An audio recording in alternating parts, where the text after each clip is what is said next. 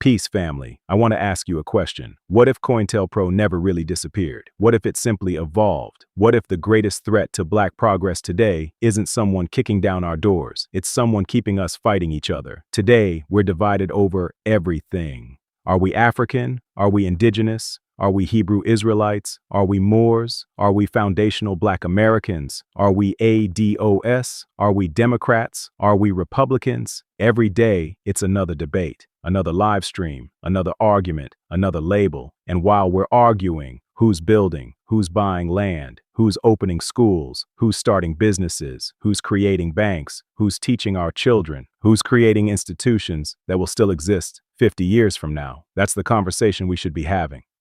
Most people think COINTELPRO was only about surveillance. It wasn't. The FBI's own documents show one of its goals was to prevent unity among Black organizations, prevent coalition building, and prevent the rise of Black leadership, divide, distrust, confusion, conflict. Because history teaches one thing: a united people are much harder to control than a divided people. Whether today's division is intentional, amplified by algorithms, or simply fueled by outrage, the result can be the same. We spend more time debating labels than building institutions. Malcolm X said, "If you aren't careful, the newspapers will have you hating the people who are being oppressed and loving the people who are doing the oppressing." Today, replace newspapers with social media, replace headlines with algorithms. The warning still applies. Malcolm also reminded us, education is the passport to the future, for tomorrow belongs to those who prepare for it today. Notice what Malcolm emphasized: education, preparation, self-determination, not endless arguments over identity. If you believe you're African, study it. If you believe you're indigenous, study it. If you believe you're a Hebrew Israelite, study it. If you believe you're descended from the Moors, study it. Research your history, read the evidence, challenge your assumptions. Learn. Knowledge is never the enemy. But here's my question. When the debate is over, what have we built?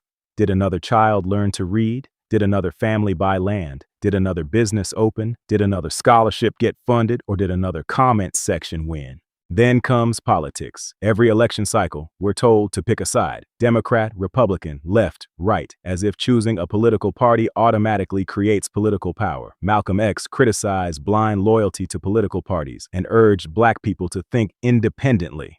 Dr. Khalid Abdul Muhammad carried that same challenge, warning Black communities not to mistake party loyalty for liberation. The point wasn't that voting doesn't matter. The point was this: never confuse party membership with power. The question isn't, what party are you in? The question is, what are we building?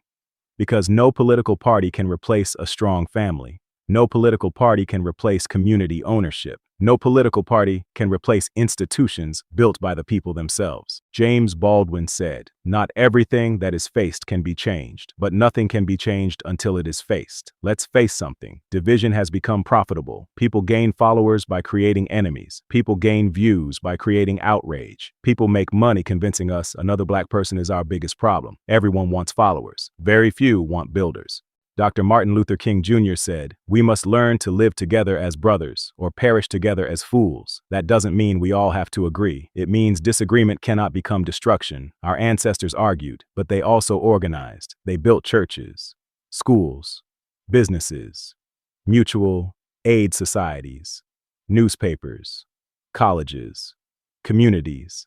They understood something we've forgotten.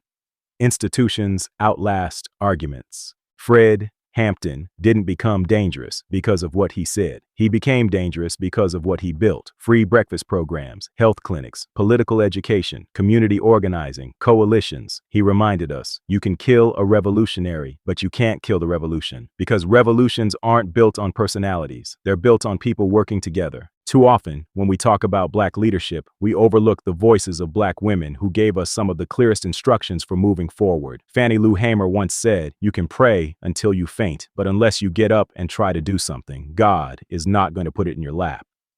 Think about that. Prayer has its place.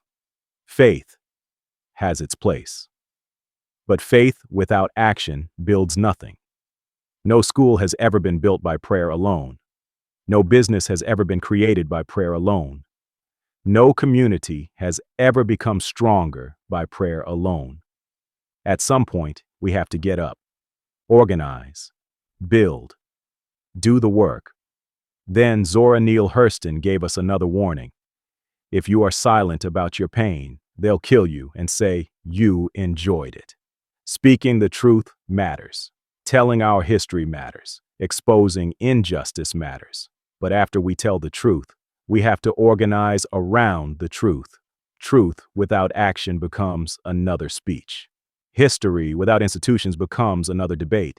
Then Hurston leaves us with a challenge. There are years that ask questions and years that answer. Maybe we've spent enough years asking who we are. Maybe it's time to become the generation that answers by what we build. Let's answer with businesses. Let's answer with schools. Let's answer with land ownership. Let's answer with financial literacy. Let's answer with economic cooperation. Let's answer with institutions our grandchildren will inherit. Imagine if every church, every mosque, every Hebrew Israelite congregation, every Moorish organization, every Pan-African organization, every fraternity, every sorority, every civic organization spent just as much energy building businesses, buying farmland, funding scholarships, supporting Black schools, and teaching financial literacy as we spend debating who's historically right. Imagine where we'd be. History matters. Identity matters. Truth matters. But none of those things should stop us from building together. The greatest question isn't who were our ancestors. The greatest question is, what will our descendants inherit? Another debate, another live stream, another viral argument, or land, businesses, books, schools, institutions, economic power. Unity doesn't require uniformity. We don't all have to believe exactly the same thing, but we do have to decide whether we're going to spend our lives arguing or building, because history remembers builders, not just debaters. As Malcolm X reminded us, education is the passport to the future, for tomorrow belongs to those who prepare for it today. Let's prepare. Let's organize. Let's build, because history should be a bridge, not a battlefield. If every conversation about our past leaves us weaker in the present, we've missed the lesson. The goal isn't to win arguments about who we were. The goal is to build a future worthy of who we can become. This is Cypher with Malik, where we decode culture, history, and truth. Peace.